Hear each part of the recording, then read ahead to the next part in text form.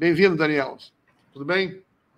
Oi, Daniel, bem-vindo. Gente, deixa eu falar aqui um pouco do Daniel. Quem me indicou o Daniel foi um amigo nosso que vem aqui, que mora na China, que é o Renato Penelope, né? Nosso camarada lá da China. O Daniel, ele é doutor e bacharel em Ciências Sociais, é mestre em Comunicação e Semiótica e estudou chinês lá na Universidade de Nanjing. Está melhor do que eu, só sei falar xexê e ni hao. Ele é pesquisador do Núcleo de Estudos Brasil-China, da Fundação Getúlio Vargas de Direito do Rio, ou seja, ele é colega de outra pessoa que também está sempre aqui conosco, que é o professor Evandro Carvalho.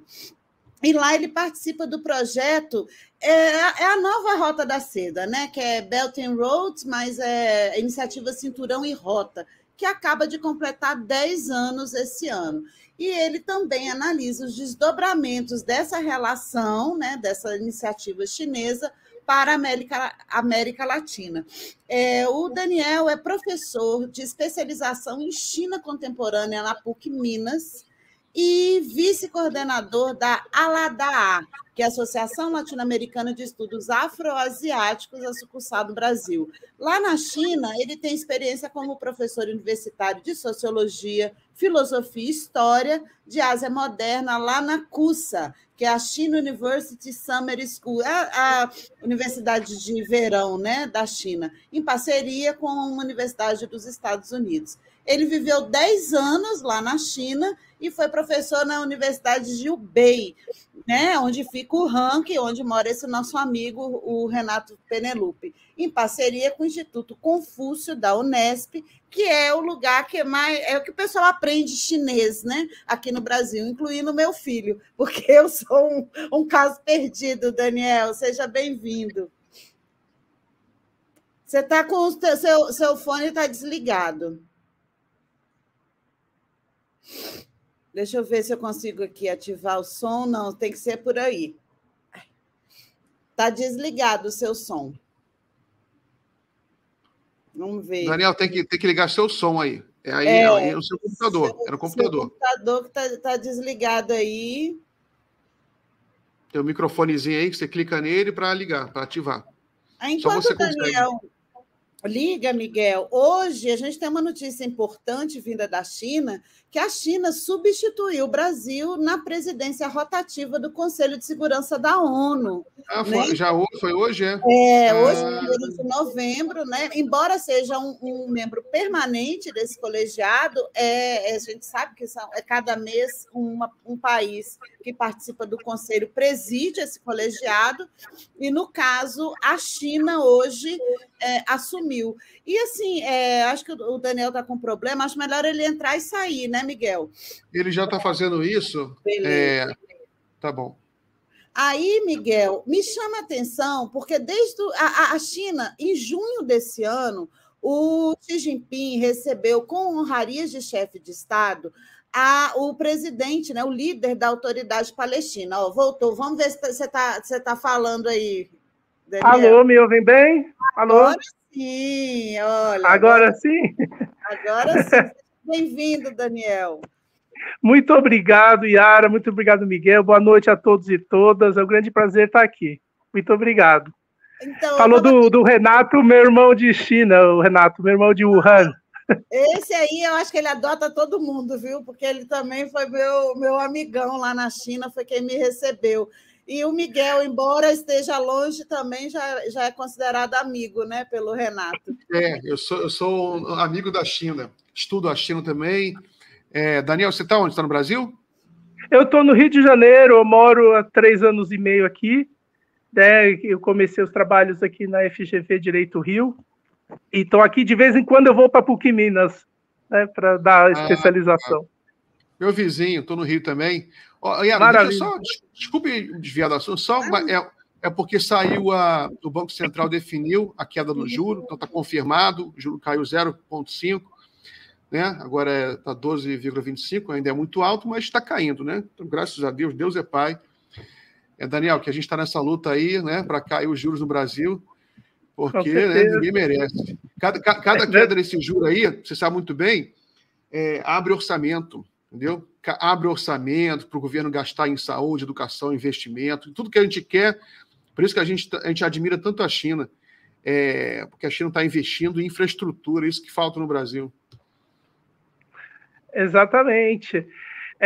Inclusive, né, tudo isso é um grande possibilitador até da gente diversificar a nossa economia e melhorar a nossa relação com a China, porque nós temos nos caracterizado como exportador de commodities para a China. Se nós temos mais dinheiro para investir em educação, inovação tecnológica, ciência e tecnologia, a gente pode se reindustrializar e ter uma relação de melhor qualidade e trocas comerciais com a China de maior valor agregado. Então, isso tudo é muito importante também a longo prazo nessa relação e o Brasil crescer como um ator mundial que né, uma liderança regional que já e que tem potencial para ser muito mais. Né? Então, eu vejo dessa forma também. Né? Muitas vezes a gente não cresceu muito na nossa relação com a China por conta de ter uma pauta aí de exportação muito, muito limitada, né? E restrita a matérias-primas e produtos de baixo valor agregado. Então, se nós aproveitarmos a baixa dos juros, reinvestirmos mais em educação e inovação tecnológica, tudo isso pode nos render uma melhor posição. E, Daniel, então, já puxando o seu gancho, o Brasil ainda não aderiu à nova Rota da Seda, que é a iniciativa Cinturão e Rota. Você acha que, caso a gente faça parte dessa iniciativa, a gente vai ter mais condições nesse processo de reindustrialização? Isso pode ajudar a gente? E já aproveito, eu vou deixar a pergunta da infraestrutura para o Miguel, porque o Miguel ele tem um fã-clube dos trens de alta velocidade, viu? Ele é o maior defensor na imprensa brasileira dos trens de alta velocidade. Então, eu quero deixar para ele perguntar para você. Então, fala para a gente um pouco da iniciativa Cinturão e Rota. A iniciativa Cinturão e Rota é a política internacional da China da atualidade.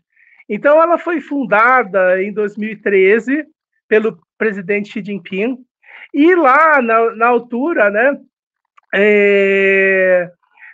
o presidente estava tendo em vista uma melhor, visando aí uma maior integração regional para estabelecer parcerias, né? Então, a iniciativa Cinturão e Rota, ela se divide em 5 conectividades.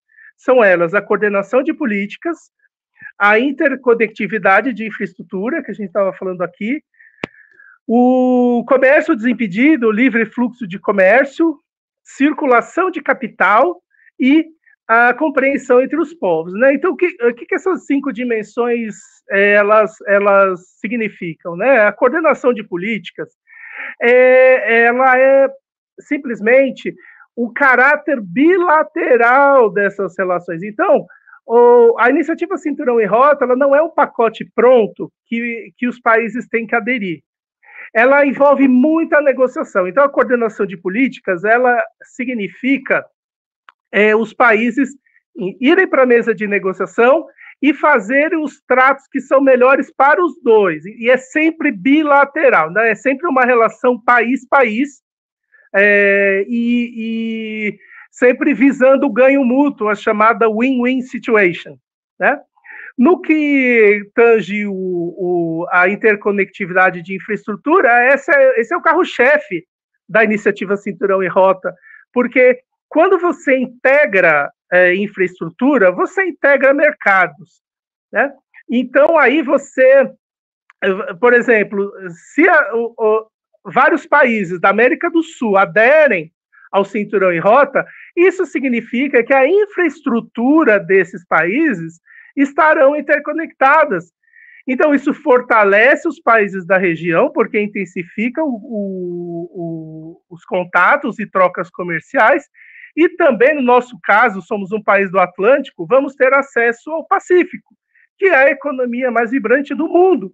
Então, tudo isso tem que ser levado em consideração. Eu acho que é uma aliança de ganho mútuo, né? e não só regionalmente, como mundialmente. Então, cresceremos.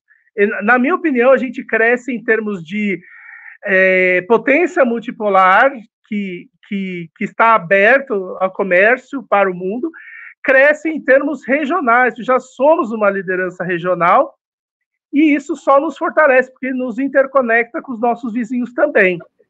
Né? Oi. Daniel, Oi. Eu queria te fazer umas perguntas também. Eu e a Yara, eu partilho com a Yara assim, esse interesse pela China, e eu queria saber, você conhece a China, você estudou lá, foi isso? Sim, estudei e trabalhei. Quanto tempo você ficou lá? E quais cidades você conheceu? Então, eu morei um ano em Nanquim, ou Nanjing, e 9 anos em Wuhan. Né? Então, legal. Em que anos exatamente? Em Nanjing eu fiquei 2003, 2004, e Wuhan eu fiquei 2006 a 2015. E aí vim ao Brasil. Interessante. Aí você aprendeu mandarim? Aprendi mandarim, o meu primeiro ano foi só aprendendo mandarim, não tinha outra ocupação a não ser aprender mandarim o dia inteiro. Né? No primeiro ano de China foi bastante intenso o aprendizado do mandarim. Né? Naquela época, a China oferecia umas bolsas, né, do governo central para você ir lá aprender. Né? Foi muito difícil aprender mandarim? Qual foi a mais difícil, inicialmente? Olha, com o tempo e boa vontade, você consegue muitas coisas. Acho que tem que ter dedicação, porque principalmente a parte escrita dos caracteres chineses exige tempo. Então, a gente ficava o dia inteiro em sala de aula e à noite tinha as lições de casa. E você sabe que o chinês tem um tipo de metodologia que é diferente do ocidental. Então, envolve muita decoreba. Então, às vezes, a gente tinha que ficar memorizando textos para recitar em aula. Isso é muito típico da metodologia de ensino da China. Né? Então, a gente tem que dedicar tempo. A gente apanhou dos tons, né? Porque no começo a gente tem que aprender, né? Que, por exemplo, ma e ma querem dizer coisas diferentes, né? Então, por exemplo, ma é mãe, ma anestesia, ma cavalo, ma quer dizer dar bronca em alguém, né? E ma quer dizer um tipo né? Que a gente usa para perguntas. Então, você tem que intensificar alguns meses aprendendo isso. Mas depois de 6 meses de aprendizado na universidade, a gente já viajava. Eu e minha esposa, né? Já fui casado, né? Fui com a minha esposa, a gente já viajava sozinho pela China. Então, depois de 6 meses, eu acho que já dá uma segurança para fazer coisas sozinhos por aí, né? Se não fosse o Google Tradutor, eu certamente teria comido sabão em pó, viu? Porque quando eu ia no supermercado, eu tinha vontade de chorar. Meu Deus, isso aqui é de comer ou é de passar no móvel? E você usava o áudio do uso tradutor para ele falar? Não, eu apontava para o produto, né? Para coisa, e ele... para traduzir. Entendi. Traduzir, que tem a tradução da foto, né? Não, olha, de boa, velho, eu não entendo absolutamente nada. E o meu nome ninguém sabe falar, né? Eu não sei se vocês viram... Yala. O Arthur ficou irritadíssimo. É a ignorância da pessoa, né? Porque eles não conseguem falar lira. Não tem rá. É lila. Uhum. Eu virei Yara. Eles não têm esse R, Daniel? Esse R eles não têm? Não tem esse R. Não tem mesmo. Ele vira L mesmo. Até falou vila agora. Daniel, como é que é não? Não. Bu. Exatamente. Bu. E não tem a tonalidade, é só bu. Não, é bu, é quarto tom. Bu.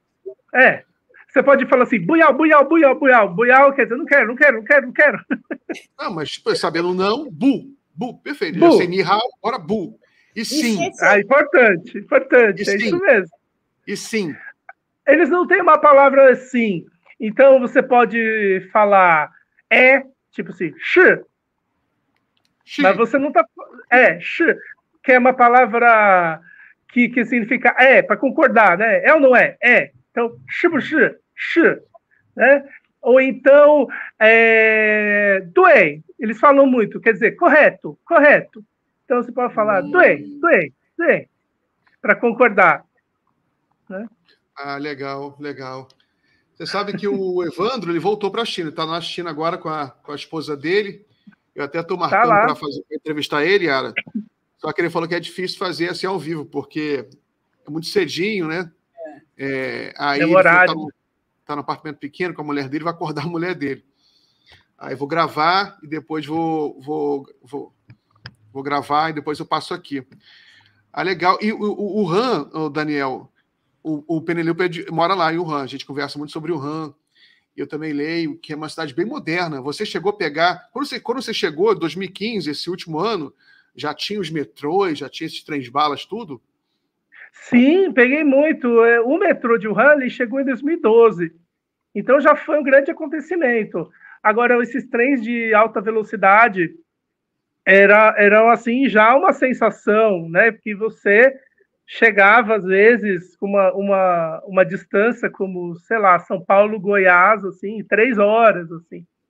Os trens eram bem velozes, assim. Eles fizeram uns experimentos, assim, de trem, se não me engano, de 600 km por hora, mas aí teve acidente feio, aí eles pararam um pouco com esses trens, né? E realmente, eu não sei se hoje em dia esses trens chegam a tal velocidade, mas teve trens melhoraram, mas tem, eles estão inaugurando agora o Maglev, Xangai-Pequim, que vai ser mais rápido ainda, vai cortar para quase 2 horas. Imagina só. Estou gostando dessa aula de chinês ao vivo. O pessoal está gostando também dessa aula de chinês. Aprendeu maravilha. Xi. O Ni Hao, que todo mundo fala, eles falam mesmo Ni Hao ou é só fala. Pode falar, sim, tá? Eles vão adorar. Ni Hao, isso aí. Ni Hao Ma também. Tá bom? Tá bonzinho? Eu sou brasileiro, como é que a gente fala? 我是巴西人. 我是巴西人. Paxi é o nosso país, o Brasil. Paxi. É Paxi? Então, Paxi, exatamente. Paxi é Brasil. Por que Paxi não é Brasil? Eles significam tudo, né? Então, você, ao invés de tentar uma pronúncia inglesa ou internacional, eles transformam os nomes em nomes chineses. Por exemplo, o McDonald's vai virar Maidan Lao, né? O Mickey Mouse vai virar Mi Lao Shu.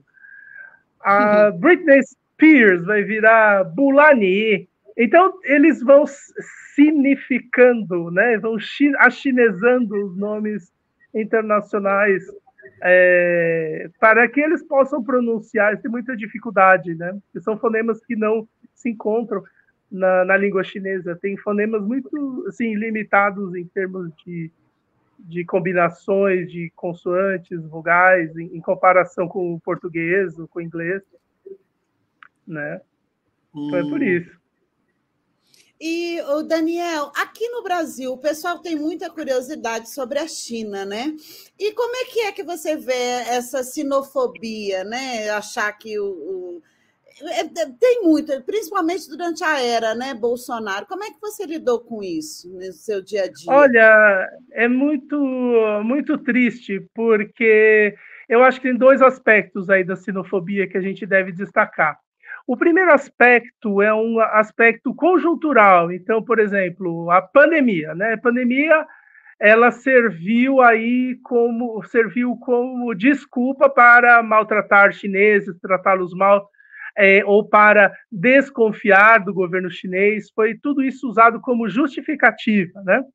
Porém, acho que isso tudo esconde uma questão estrutural, que é a seguinte: a questão estrutural é que até o fim da nossa década agora, a China vai ser a economia número 1 do mundo, né? Vai ultrapassar os Estados Unidos, e é um fato inelutável, e por isso essa sinofobia ela vai crescer como uma forma de reação das potências hegemônicas, como os Estados Unidos, as nações europeias, que estão vendo o seu poder hegemônico ruir. Está nascendo um mundo multipolar, e aí recorrem a todo tipo de preconceito para minar a confiança na China, mas o resultado disso é o risco de vida para habitantes asiáticos em vários países. Não só chineses, porque muitas vezes a população local não tem consciência de quem é chinês, japonês, vietnamita, e acaba agredindo. Tem uma associação nos Estados Unidos têm dados mais sistematizados sobre isso do que no Brasil.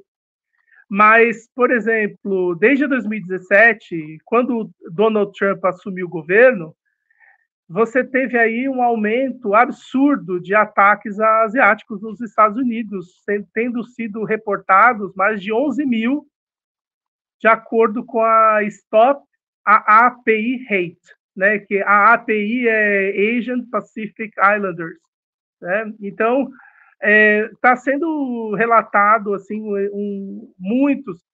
muitos episódios de violência. Na Geórgia até teve ataques fatais, né? Em uma casa de massagens, um homem branco, ele entrou e matou 6 mulheres asiáticas que eram coreanas. E então isso está repercutindo num risco para populações asiáticas em geral. Mas eu acho que o que está por trás é o seguinte: então, depois de 2017, Trump entra no poder, esses crimes aumentam. No Brasil, Bolsonaro ele segue copia o Trump, dirige impropérios contra a China, que é nosso parceiro comercial maior desde 2009. Então, tudo isso vai até contra o nosso próprio interesse econômico, né? O nosso próprio interesse como nação, né? Então, isso custa muito caro para o Brasil, porque teve um arrefecimento da relação Brasil-China, principalmente durante a pandemia, né, que nós necessitávamos tanto de vacinas e insumos, e esse fluxo ficou um pouco abalado por conta das ações do Bolsonaro, né? Então, tudo isso teve um impacto muito forte. Então, a sinofobia, a gente pagou o preço aí por estar sendo um trumpista de segunda linha, né? Assim, porque nem americanos, nem estadunidenses nós somos. E não é nosso interesse contra a China. É verdade, Daniel. Yara, o Daniel está falando uma coisa aí que eu pensei agora. Eu converso isso também com o Evandro bastante, que essa altura do campeonato, né, era para o Brasil ter milhares de estudantes nas universidades chinesas. Tem países muito menores que o Brasil que tem muito mais estudantes nas universidades chinesas. Tudo isso é questão de fazer convênio entre os governos, né? Tudo na China são convênios. Você tem uma tradição na China de mandar estudantes para o exterior.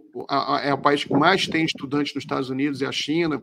Inclusive, Daniel, a gente está acompanhando, não sei se está acompanhando também, está havendo um movimento que, como essa sinofobia está crescendo muito, né, nos Estados Unidos, agora eles estão com essa... Na Inglaterra também vieram com essa palhaçada. Que o estudante chinês é espião, todo estudante é um espião. Aí eles falam isso, até é uma coisa completamente ridícula, né? Não, tem que reportar o governo chinês, coisa completamente ridícula.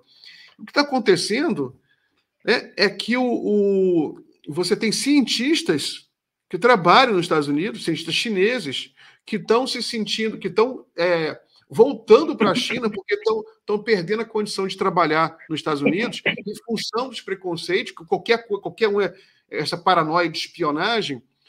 Isso é horrível, porque isso atrapalha o desenvolvimento da ciência em geral, né? Você sabe que a ciência ela é, por excelência,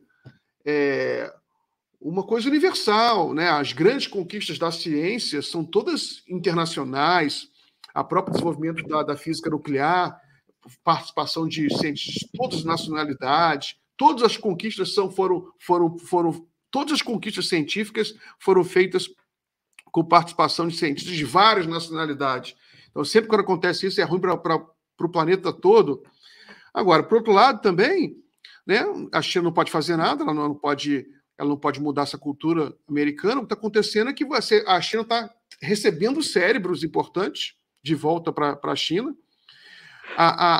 O aumento das sanções, as sanções americanas contra a China estão fazendo com que eles sejam obrigados a investir mais em autonomia científica. Né? Estão fazendo agora o microchip deles, conseguiram lançar o microchip da Huawei. Né? Como é que você vê essa guerra geopolítica, por exemplo, pelo microchip e pela ciência? Olha, acho que esses governos, né, os Estados Unidos e mesmo a Inglaterra, estão dando vários tiros no pé. Porque se você pega uma educação universitária nos Estados Unidos ou na Inglaterra, é caríssimo.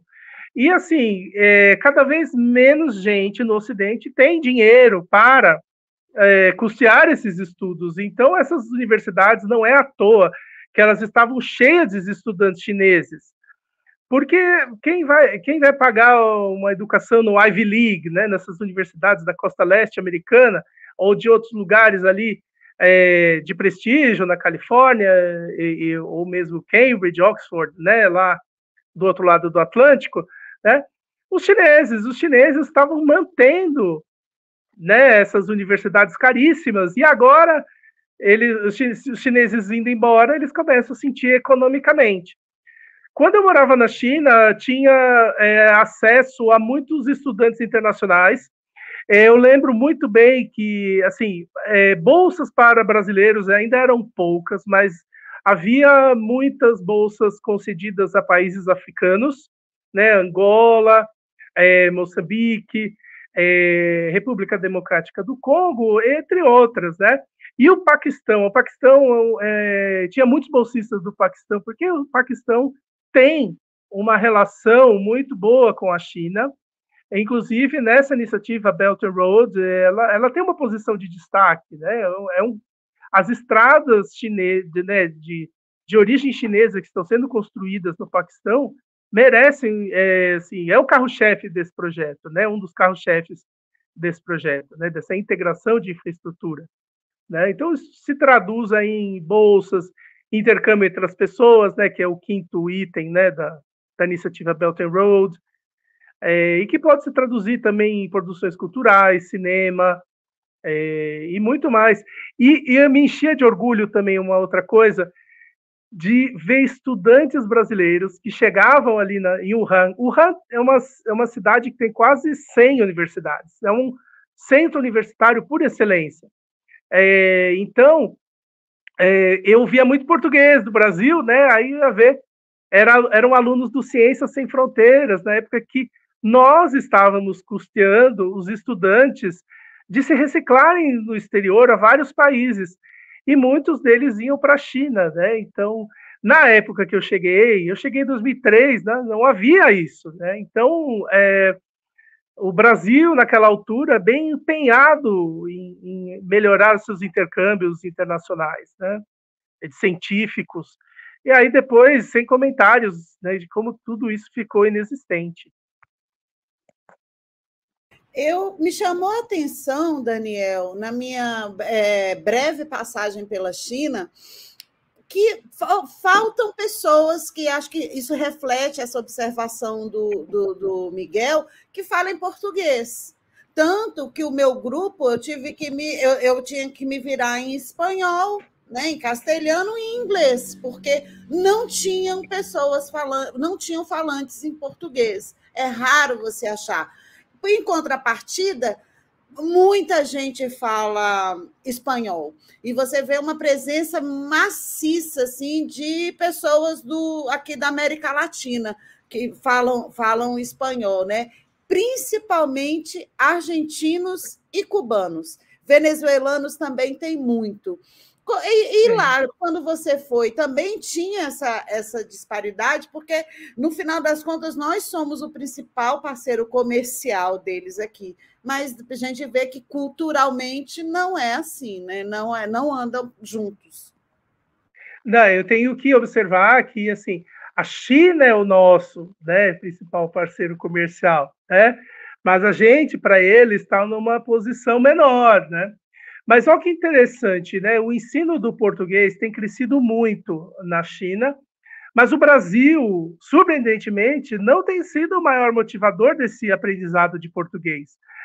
Angola é muito mais uma razão para chineses aprenderem português do que o Brasil, porque eles têm muito mais convênios ali com Angola e é um lugar muito rico em recursos naturais e está realmente sendo preferido aí pelos chineses. Eu acho que o Brasil pode e deve intensificar a sua presença na China e se tornar mais uma razão para que os chineses aprendam o português, né? E uma outra coisa que o seu comentário me faz lembrar é que também o Brasil forma muito poucos quadros especialistas em China. Isso é uma necessidade para ontem. Precisamos ter mais especialistas em China, porque estamos sofrendo as consequências dessa falta à medida que, quando você abre o jornal aqui no Brasil, você só vê tradução dos meios de comunicação anglófonos. Então, o interesse é desses países anglófonos, a visão é desses interesses anglófonos, né, desses países anglófonos, e falta-nos uma perspectiva própria, principalmente na imprensa brasileira, para entender o que é a China, que nós possamos nos entender diretamente. Por isso, eu queria destacar, né, que a gente lançou esse livro, né, pela FGV, da iniciativa Cinturão em Rota, que é o primeiro livro em português do Brasil sobre o tema Cinturão em Rota, porque é uma necessidade premente ter a nossa perspectiva. São 640 páginas de mais de 30 especialistas brasileiros que levam em consideração o interesse brasileiro, né? O subtítulo do livro é Percepções do Brasil, e acho que aí é que reside a grande necessidade de a gente ter essa visão brasileira sobre China. Mas isso é para ontem, isso é para já, para o mais rápido possível, para a gente parar de ficar apenas traduzindo o que a mídia anglófona fala e temos uma perspectiva que é nossa, né? Eu acho que isso é muito importante. Eu escrevi sobre esse livro, tá? Acabei de colocar aqui no nosso chat, porque quem quiser pode baixar, viu, gente? É um livro, eu já baixei aqui, só que eu estou com tanta leitura atrasada que eu ainda não comecei a ler, só dei uma folheada no PDF, né? Para dar uma olhada no que o Renato escreveu, o Evandro, vou dar uma olhada também no que você escreveu. Mas eu concordo com você e assim e fico muito assustada, Daniel. Queria saber o que você acha disso, porque a gente está na era das lives, né? Muita gente você convida para dar um olhar sobre a perspectiva do... Gente, as coisas que eu escuto sobre a China, eu fico assustada. Tem um tal de rock aí que, olha, eu queria saber de onde que ele tira as coisas que ele fala, sabe? Então, até mesmo, como é que você vê isso? Acho que complementa um pouco essa sua observação, né? Esses especialistas que, sinceramente, é para chorar, viu, Daniel? É verdade. Eu, no caso, não conheço essa pessoa que você menciona, mas realmente são muito poucos, né, os especialistas que podem dar uma visão de dentro, que podem dar uma visão justa e honesta, né, que não está permeada do preconceito, né, e de fake news também, porque existe muita fake news sobre China, inclusive para deslegitimar essa nova liderança que surge, né? Temos que lembrar que a China é uma liderança mundial, mas ela não é uma liderança hegemônica. né? Existem profundas diferenças culturais entre uma liderança dos Estados Unidos e uma liderança chinesa, né?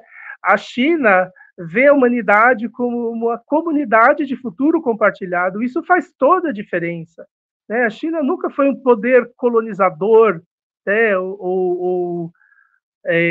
ou imperialista, da forma que potências ocidentais foram. Então, não vai ser uma liderança chinesa, mas com certeza não vai ser uma liderança hegemônica, né, do tipo imperialista. Vai ser outra coisa, né? E nós temos que nos acostumar e ver que são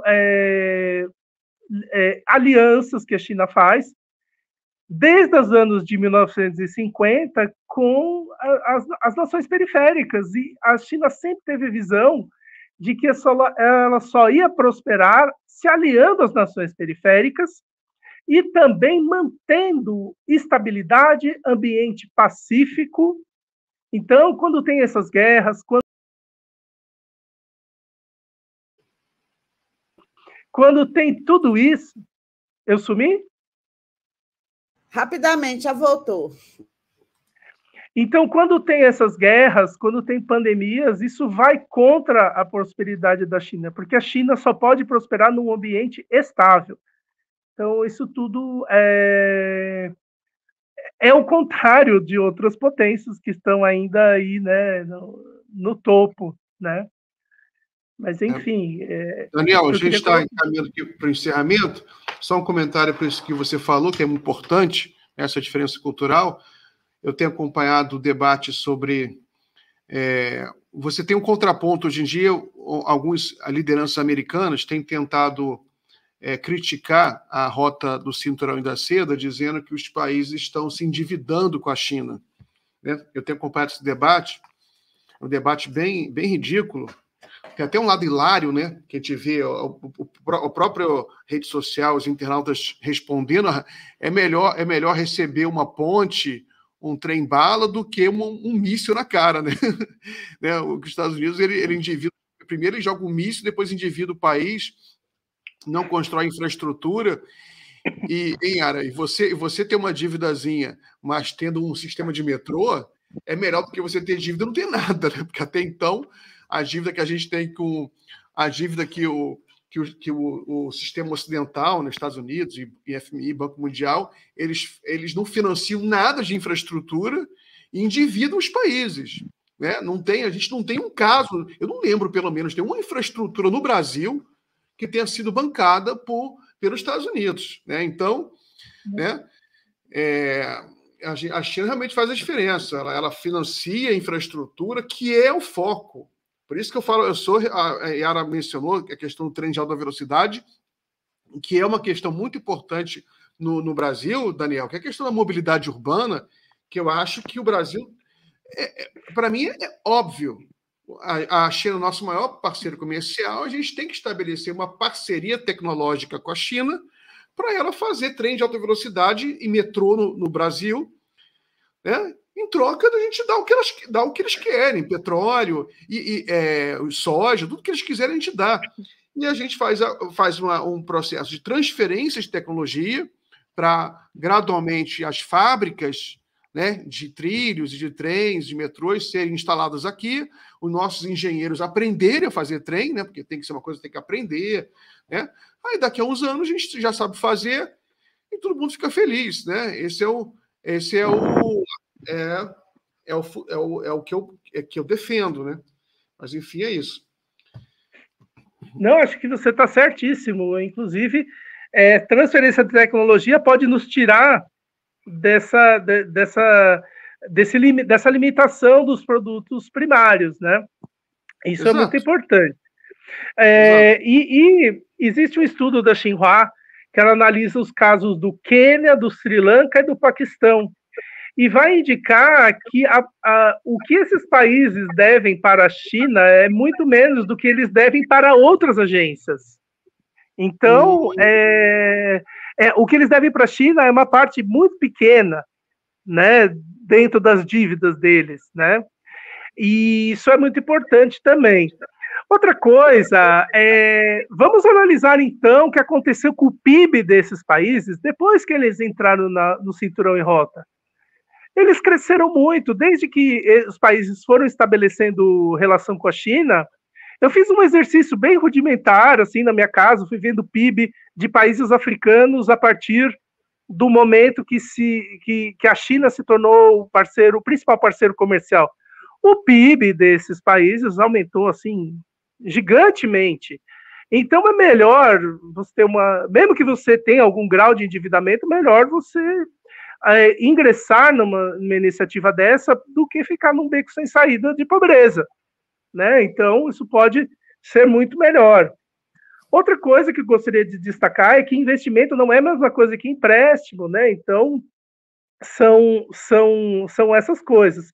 E esses países, né, justamente os Estados Unidos, países europeus, vão criticar a iniciativa Cinturão em Rota, dizendo que vai fazer a armadilha da dívida, né, porque é a coisa que eles fizeram. Então, parece que eles só sabem ser desse jeito e que o outro vai fazer igual ao que eles fizeram. Então, eles têm que ampliar um pouco a visão e entender que a cultura chinesa é diferente, né? Você tem uma visão sistêmica, uma liderança considerada boa para os chineses é aquela liderança que é benevolente com o seu parceiro, não é só de ter o ganho máximo, né? Se tiver dominação, se tiver esse tipo de coisa, essa liderança vai ser mal vista dentro da cultura chinesa. Porque isso vem até do próprio confucionismo. Então, tem uma outra visão, né? As potências ocidentais têm que se acostumar que a visão é diferente. E é melhor, né, Daniel? Porque se você é benevolente, você evita também o desenvolvimento de hostilidade. Né? Você evita. O que adianta Israel dominar a Palestina, né? Exatamente. Se você não cria estabilidade nenhuma, não é verdade? Imagina se a China tivesse o Tibete, por exemplo, o Tibete, cercasse o Tibete, começasse a bombardear o Tibete, destruísse todas as pontes do Tibete, toda a infraestrutura do Tibete, cercasse.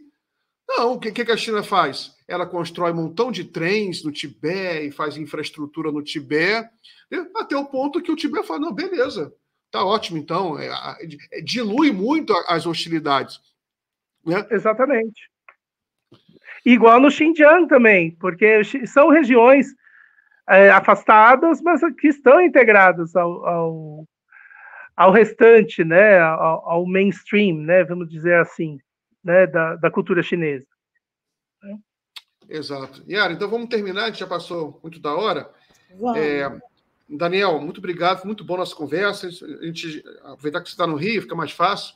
A gente conversa com o pessoal da China, só que é sempre mais complicado, que lá é muito cedo, mas a gente força a barra. Mas com você, então, enquanto você estiver aqui no Rio, vamos conversar mais, tá bom? Claro, estou à disposição. Obrigada aí, viu, por ter vindo aqui e aceitado o nosso convite. Seja sempre bem-vindo. Eu que agradeço. Muito obrigado. Boa noite. Boa noite. Tchau, tchau. Boa noite, boa noite. Deixa eu só... Boa noite, valeu, pode fechar. Boa noite.